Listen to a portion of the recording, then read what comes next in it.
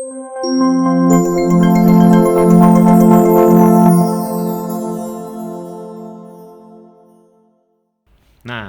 kita udah mulai masuk ke masa depan nih, Se. Ini pertanyaan yang ditunggu-tunggu nih sepertinya ya. Aku actually udah pengen tanya ini udah lumayan lama gitu. Iya. Jadi ini kan kita udah 50 tahun nih, Se. Aduh, Yes. semoga 50 tahun ke depan kita ada plan juga nih pasti. Iya. Nah, mungkin pertanyaan kayak gini sih, Se. Menurutmu, Se Erwin nih, Tuhan mau bawa GKI Pluit kemana ya, Se? Baik. Pertama, jemaat mohon doakan kami para pemimpin dari rohaniwan dengan rekan-rekan penatua yang disebut sebagai majelis. Doakan kami supaya kami mempunyai kepekaan yang tajam akan agenda Tuhan.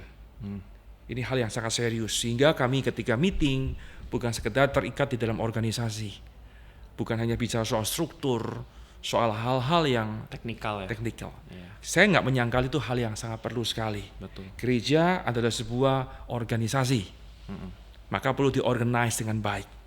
Tapi kedua, gereja adalah sebuah organisme, artinya sesuatu yang hidup, bukan sesuatu yang mati, bukan sesuatu yang statis, tapi hidup. Nah, kemana pergerakan ini? Kemana kita mulai melangkah? Bersyukur 50 tahun yang pertama Tuhan telah memimpin dengan luar biasa sekali. Yes. Kita sangat bersyukur. Agree. Dan letakkan yang dasar yang telah diletakkan tidak akan terus kembangkan. Bergerak kepada tahapan-tahapan yang Tuhan telah percayakan kepada gereja ini. Itu sebabnya kemana yang kita mau arahkan? Tentu yang pertama saya katakan bahwa Christ Cell ini adalah menjadi arah ke depan gereja. Betapa kami rindu sekali seluruh jemaat bukan sekedar member of GKI Pluit, tapi kami memastikan mereka mulai menjadi orang yang beriman pada Kristus. Imannya bukan katakanlah, ya saya papa mama saya Kristen, saya Kristen. Oh, iya. Oh tidak, Nggak tidak gitu. Tapi dia betul-betul mengenal siapa Yesus yang adalah Tuhan dan Juru Selamatnya, mengenal dirinya orang berdosa, tentang iman. Yang kedua, menjadi orang yang kemudian bertumbuh dalam karakternya yang diproses oleh Tuhan.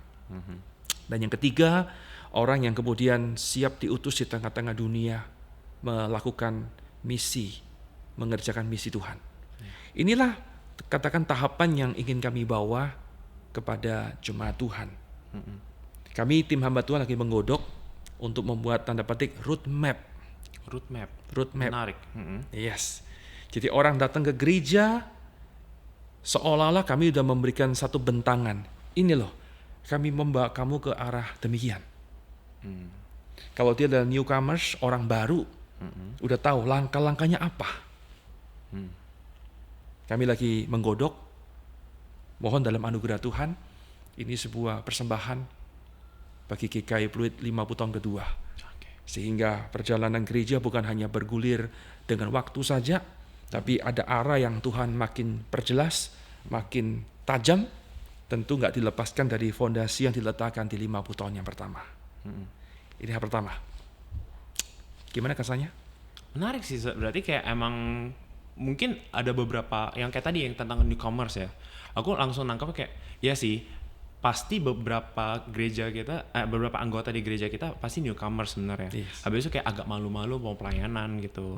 Habis itu kayak susah kayak tadi lihatnya mereka udah teman-teman semua nih, kayak udah eksklusif banget nih. Aku kalau masuk pasti kayak nggak diterima nih gimana. Dan menurut aku andai kan ketika kita ada Christ Cell, ada yang tadi mau tadi roadmap itu yang memberikan mereka kesempatan untuk melayani atau memberikan mereka kesempatan untuk join dalam satu komunitas dan bisa saling kenal, bahkan punya teman dekat di sini yang seiman, yang bisa jadi accountable partner kayak gitu. Itu beautiful banget sebenarnya. Iya. Dan itu sesuatu hal yang tidak mudah. Aku bisa bilang itu nggak mudah, karena kan ya kita cuma bisa bikin sistem, tapi belum tentu orang-orang mau ngelakuin. Iya kan? Ya tentu saya pimpinan Tuhan sih yang aku lihat kayak benar-benar butuh pimpinan Tuhan untuk hal ini. Tepat sekali. Jadi emang kita harus serahkan perjalanan kita semuanya dalam Tuhan sih. Yes. Ya. Dan menurut aku itu is beautiful plan. Dan kita aku harap sih kayak kita bisa megang dan bisa berfokus kayak tadi lo sudah bilang gitu. Jangan berfokus sama technical aja. Yes. Menurut aku itu important, karena ketika kita bergumul dalam technical, kita lupa hati kita kemana. Dan mungkin itu a wake up call juga untuk beberapa gitu ya, yang mungkin bergumul sama technical, tapi kayak balik lagi, kita cinta Tuhan nggak? Dan ketika kita cinta Tuhan, apa sih yang kita mau lakukan untuk Tuhan? Yes. Dan kita cinta nggak sama orang-orang yang di luar sana yang belum mengenal kasih Kristus? Yes. Let's open up with them kayak gitu. Jadi menurut aku sih first impression aku kayak oke, yuk kita usahain kayak gitu. Itu sih, itu first thought-nya aku langsung. Terharu. Insight anak muda yang cukup kritis. Ya. Masih muda. Masih muda. Saya masih muda. Oke, yang kedua. Oke, yang kedua gimana, Sa? Sebelum kedua kita minum dulu. Boleh. Haus juga sih, Sa.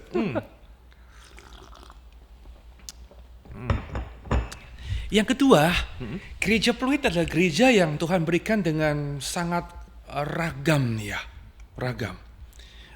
Saya menambahkan gereja ini adalah gereja yang intergenerasi, gereja yang lintas generasi.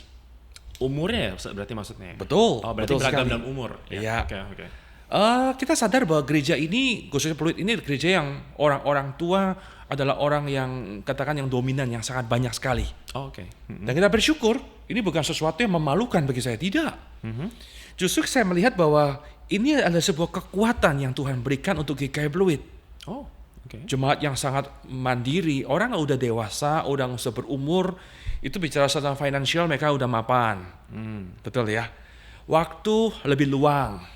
Luang banget Luang banget, betul sekali. Harusnya ya. Betul sekali. Yang ketiga, pengalaman sangat limpah. Oh iya, tentu saja. Pengalaman dalam asam garam kehidupan di tengah-tengah dunia, dalam pekerjaan, dalam gereja, dalam iman. Nah, ini hal-hal yang saya kira kita patut syukuri. Kita patut syukuri. Dan itu sebabnya kita perlu memberikan konsentrasi, mengembangkan kekuatan yang sudah ada dalam gereja Pluit.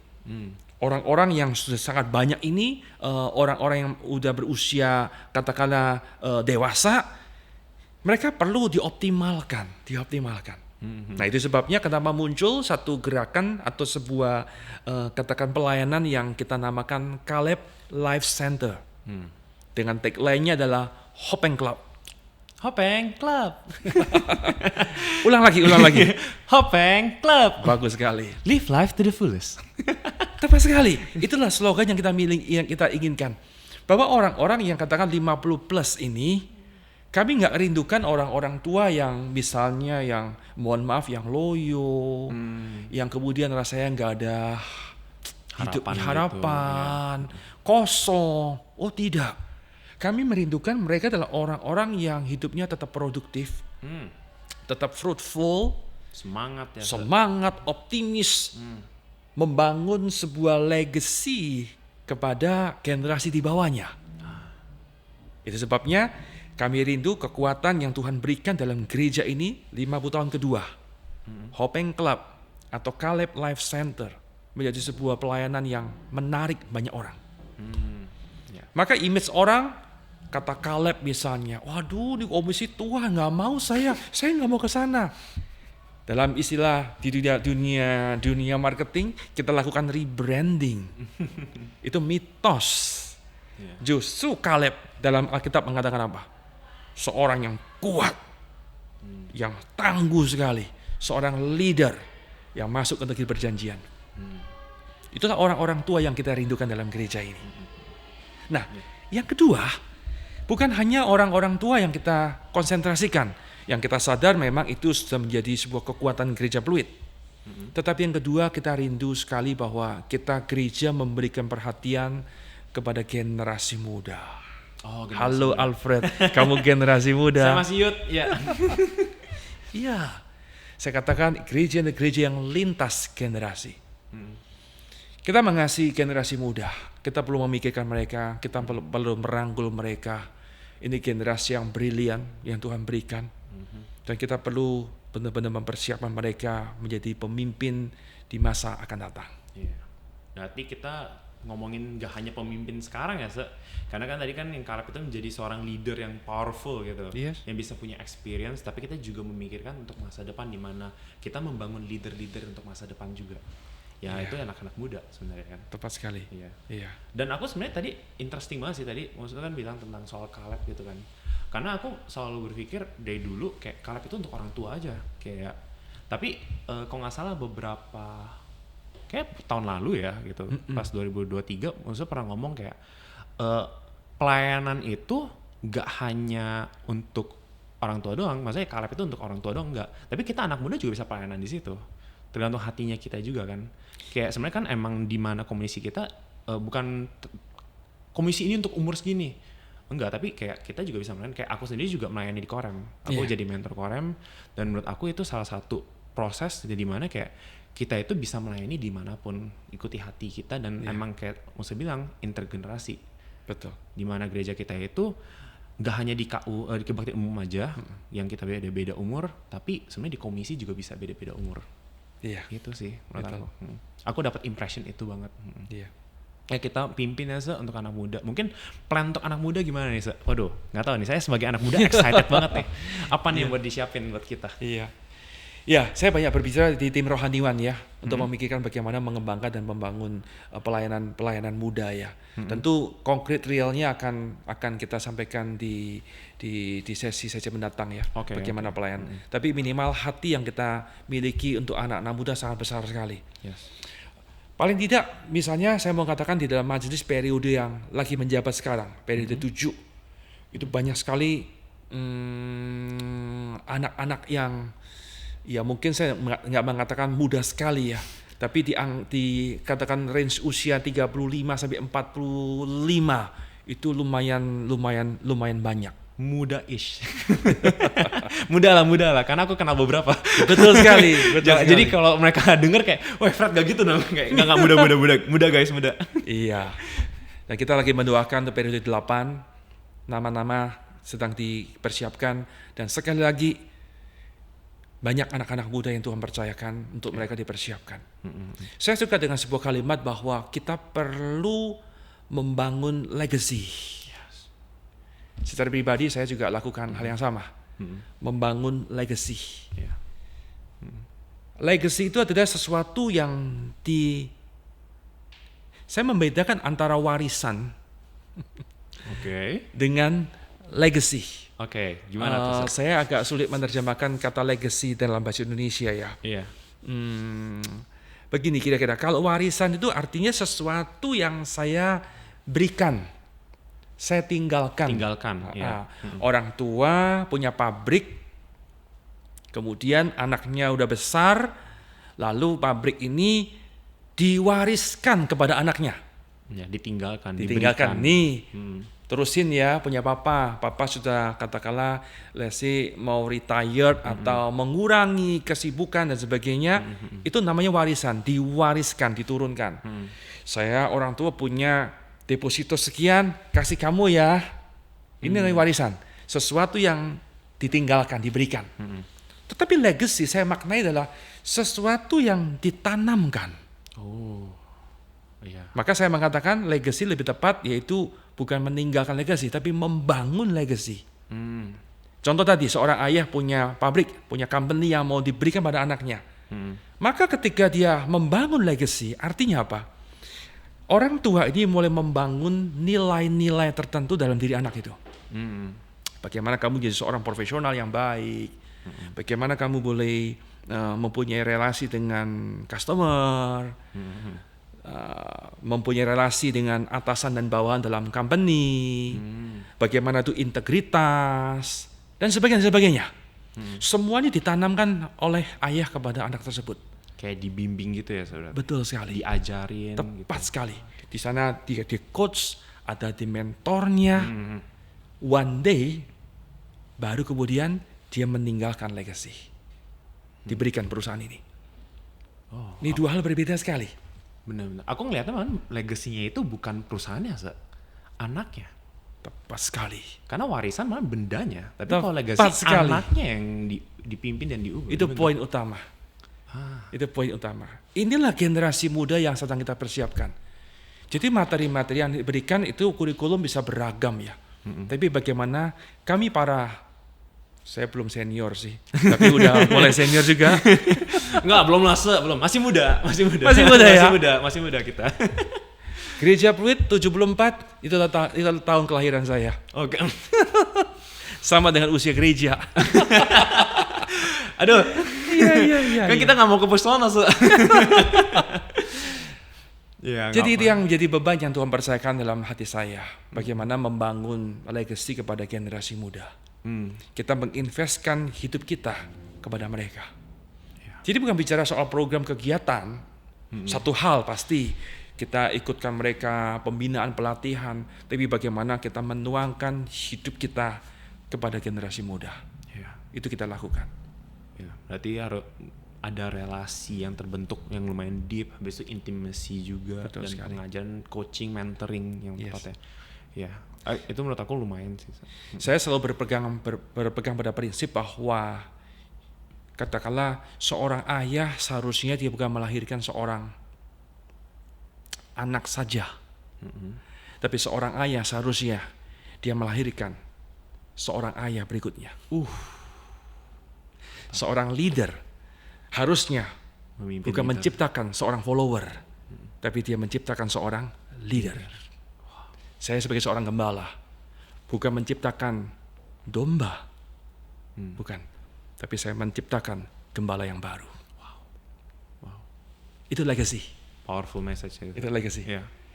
Jadi arah kedua, 50 tahun kedua kami rindu sekali gereja ini menjadi gereja yang merangkul semua generasi, yang tua diperkuat, menjadi orang-orang tua yang tangguh, yang membangun legacy, sementara yang muda mereka dipersiapkan, ditanamkan nilai-nilai kekristenan yang baik untuk siap hidup di masa akan datang, sehingga nanti mereka menjadi leader untuk kerajaan surga. Yes. Bener banget, karena emang itu semua penting banget sih. Itu penting banget sekali. Dan semoga aja through Christ Cell atau mungkin through tadi pengajaran atau mentorship nantinya itu bisa terjalan ya.